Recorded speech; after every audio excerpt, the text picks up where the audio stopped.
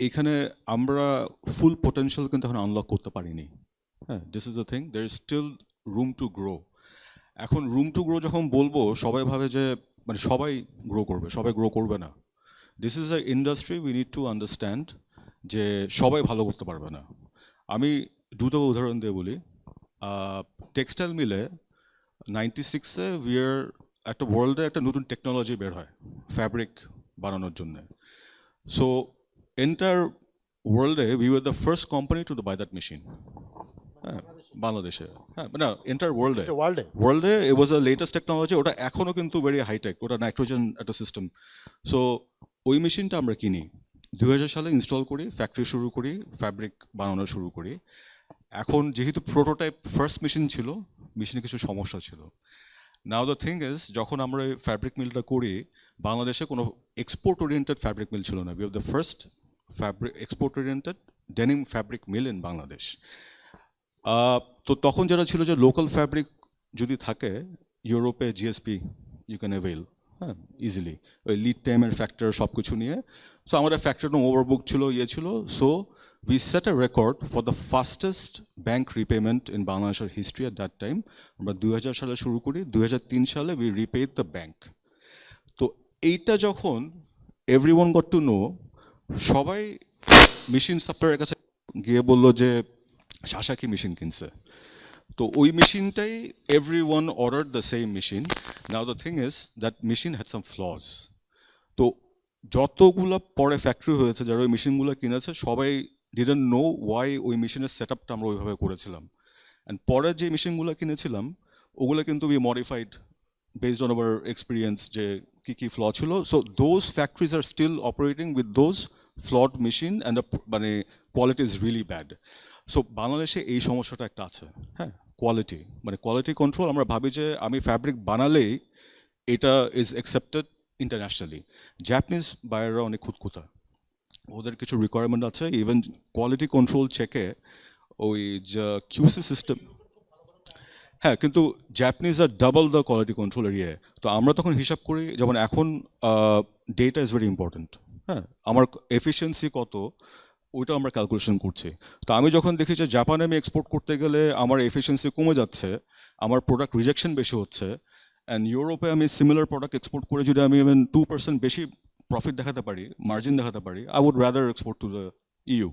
So এই কমপ্লেসেন্সিটা আমাদের মধ্যে কিন্তু চলে এসেছে, অ্যান্ড উই আর সেট। আমাদের সাথে একটা রিলেশনশিপ, লং টার্ম একটা রিলেশনশিপ এই বাইরের সাথে করতে করতে একটা অভ্যস্ত হয়ে গেছে, প্লাস জিএসপির ব্যাপারটা এখানে আছে, হ্যাঁ। আর so they have to depend on us.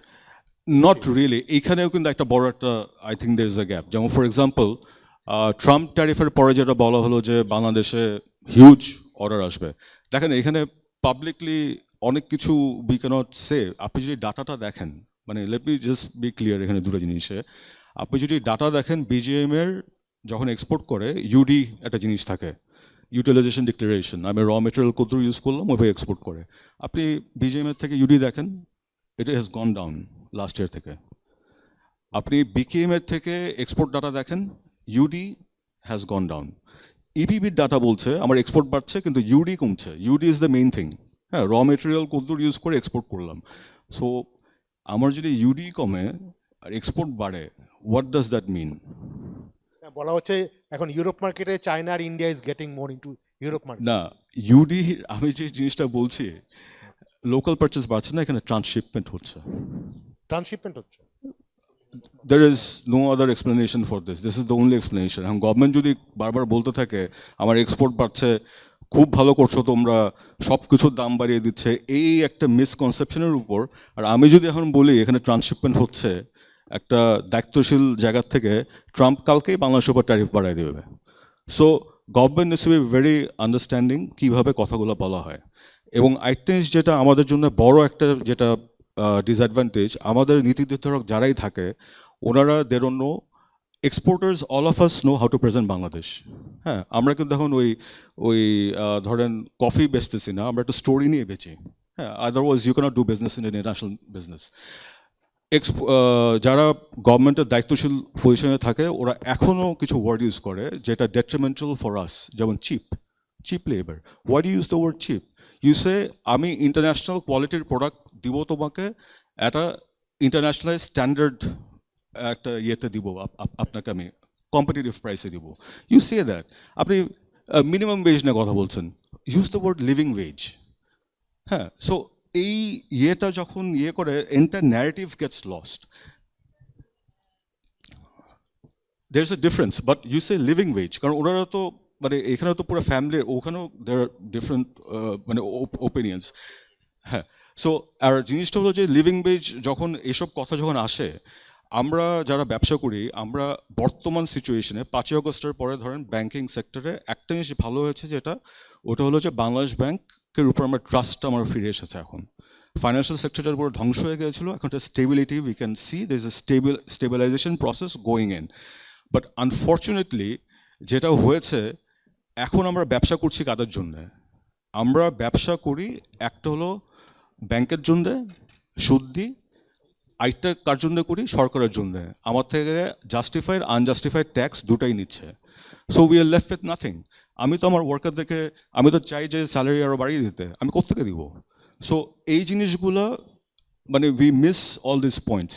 And আরেকটা জিনিস হলো যে আমাদের ইন্ডাস্ট্রি যেগুলো, যেমন ফর এক্সাম্পল আপনি জাপানের কথা বললেন, যেগুলো ধরেন ডিফারেন্ট প্রোডাক্ট একটু হাই এন্ড দিয়ে লাগবে, আমাদের industry this a huge shortage of man power, skilled man power. Skilled man পাওয়ারের একটা explanation, it sounds very crude, মানে খুব মানে বাজেভাবে যদি আমি বলি, গার্মেন্টস ইন্ডাস্ট্রি কীভাবে গ্রো করেছে। আপনি যদি হিস্টোরিক্যালি দেখেন, একটা গার্মেন্টসের একজন স্টোর ইনচার্জ ছিল, অথবা একটা ম্যানেজার ছিল, লাইন পিএম ছিল, জিএম ছিল, either they did something and came, মানে কিছু টাকা জমিয়েছিল, অথবা 3-4টা ফ্রেন্ড মিলে, ধরেন যেমন এখানে দেয়ার এক্সাম্পলস, যেমন বুয়েট থেকে, আইবিএর থেকে অনেক স্টুডেন্টসরা বের হয়ে, তখন to set up a garments factory wasn't that expensive. আপনি যে কোনো একটা বিল্ডিং, একটা ফ্লোর ভাড়া করে আপনি 60 মেশিন দিয়ে শুরু করতে পারতেন। কিন্তু what happen, the majority of the garments owners we see today, যে লেগেসি ফ্যাক্টরিগুলো আছে, ওনারা কিন্তু ওই একটা গার্মেন্টসে কাজ করে মেইন সিনপসিস আইডিয়াটা নিয়ে বের হয়ে নিজেরা ফ্যাক্টরি শুরু করেছে। তো ওনাদের মধ্যে কিন্তু ওই ভয়টা এখনও কাজ করে, আমি যদি একে ট্রেন করি, ও তো কালকে চলে গিয়ে ও নিজে একটা ফ্যাক্টরি করবে।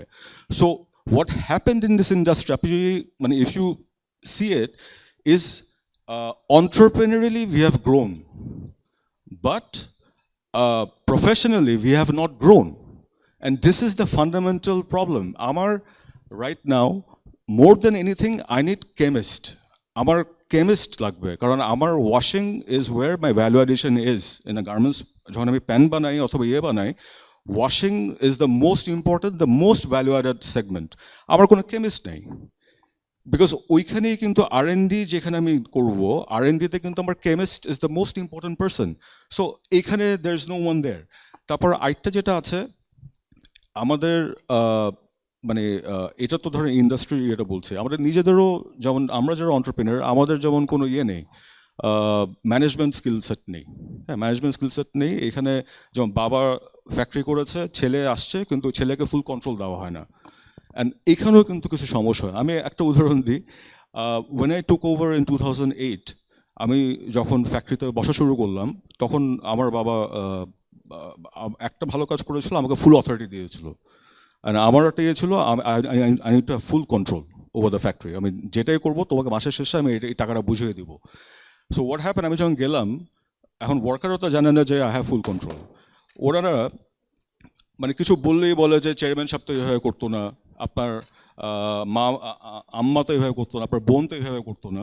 So I start marking all this people. And তারপরে 6 মাস পর আই ফায়ার্ড 424 জন মানুষকে গোল্ডেন হ্যান্ডশেক দিয়ে। আমি পুলিশ ডেকে ফ্যাক্টরি ঘেরাও করে গোল্ডেন হ্যান্ডশেক দিয়ে সবাইকে বের করে দিয়েছি, বিকজ মানে ওই কন্ট্রোলটা আমার লাগবে। হ্যাঁ, অ্যান্ড দেন 2010 সাল থেকে আমার যে সেট আপ আছে, আমার মিড ম্যানেজমেন্ট যেটা, আজকে পর্যন্ত একটা লোকও ফ্যাক্টরি থেকে যায়নি, because we treat them as family. হ্যাঁ, so there are skill sets যেটা আমরা ইন্টারনালিও নিজেরাও ডেভেলপ করি। আমি ভাবি যে আমি ফ্যাক্টরি করে ফেললেই আমি গালাগালি করবো, একটা মানুষকে ডিসরেসপেক্ট করবো, আর উনি আমার জন্য কাজ করবে, মানে এই মেন্টালিটির থেকে কিন্তু বের হতে লাগবে। This will not সাফাইস for the industry to grow. And diversification যে কথাটা বলছেন, diversification, there are markets. Africa is the largest market right now. সামনে it has formed the largest free trade zone in the world. হ্যাঁ, আমাদের foreign ministry একটা policy নিয়েছে যে আপনার Africa first, look Africa policy. হ্যাঁ, বাট ওটা কি জন্য নিয়েছে ওনারা? বিকজ ওয়ার্ল্ডের সব দেশ লুক আফ্রিকা নিচ্ছে থেকে ওনারা নিয়েছে, বাট কি জন্য নিয়েছে they don't really understand why. হ্যাঁ, লুক ইস্টও খুব সাকসেসফুল, লুকিস্ট বাদই দিলাম, মানে look Africa, because they will have in 10 years time the largest purchasing power as a entire block. হ্যাঁ, we are not looking there. আপনি কয়টা ট্রেড মিশন গেছে আফ্রিকায় বলেন? জিরো। এফবিসিসিআইতে আপনি বলেন আপনি কালকে লন্ডন যাবেন, যাবেন, পুরো দেখবেন 500 জন লোক ওখানে লাইন আপ করছে। আফ্রিকায় যখন বলবেন যে যাবে, কেউ যাবে না, বলবো ওই দেশে গিয়ে কী করবো। আপনি ইথিওপিয়াতে যান, um the actually the honorary council of Ethiopia to Bangladesh, and they are progressing in a massive way.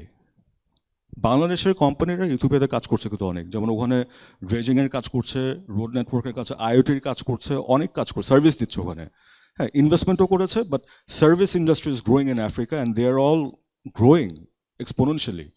So the scope is দেয়ার।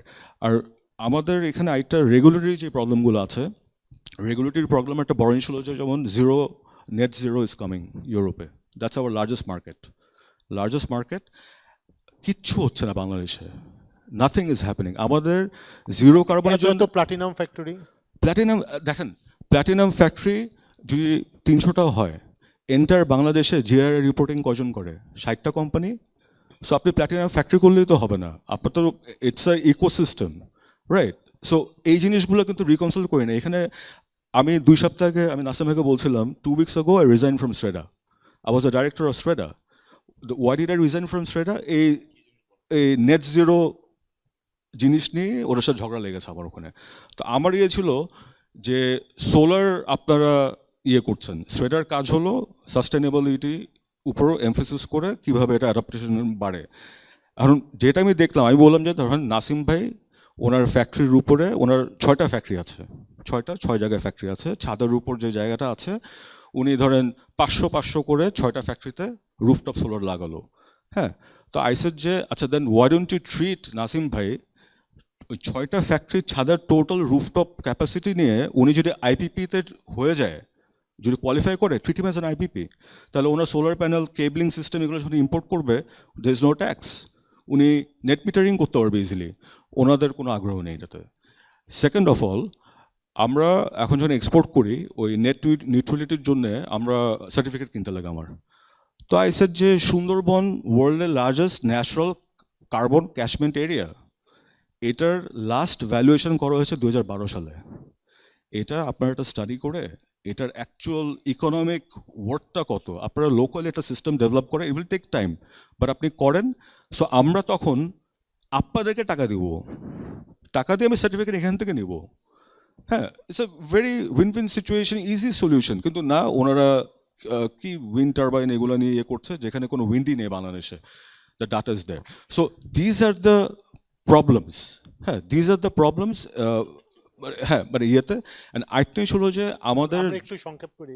হ্যাঁ, জাস্ট দুটো পয়েন্ট আমি বলতে চাই। আমাদের ইন্ডাস্ট্রির একটা বড় যে প্রবলেম যেটা এখন হচ্ছে ওটা হলো যে আমরা এফডিআই এর কথা বলছি, এফডিআই আসবে না বিকজ এইখানে যে আমার energy security is not there.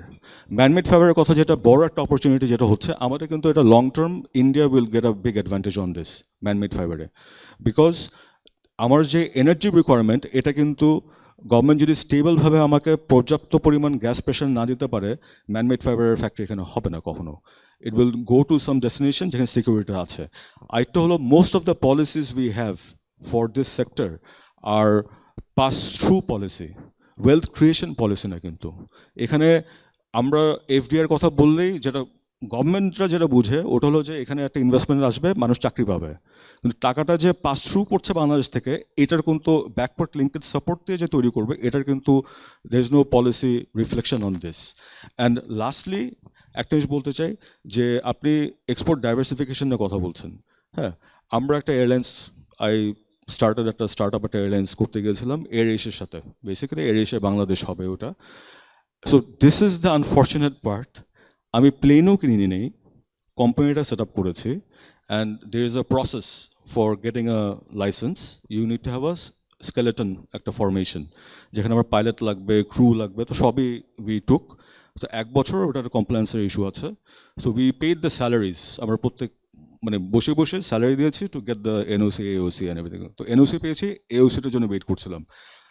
Unfortunately NBR থেকে এসে আমাকে একটা ভেরি হেফটি অ্যামাউন্ট ফাইন দিল। তো বললাম হোয়াট ইজ দিস ফাইন?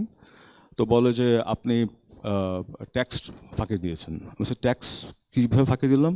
বলে এই যে আপনি আমার 1 বছরের এই 25 জনের যে স্যালারিটা গিয়েছে, এটাকে ওরা ইনভেস্টমেন্ট হিসেবে ট্রিট করে প্রফিট দেখিয়েছে এটা। হ্যাঁ, অ্যান্ড এইটার উপর আমাকে ওই যে 4% যে ফাইন করে ওটা ওটা করেছে।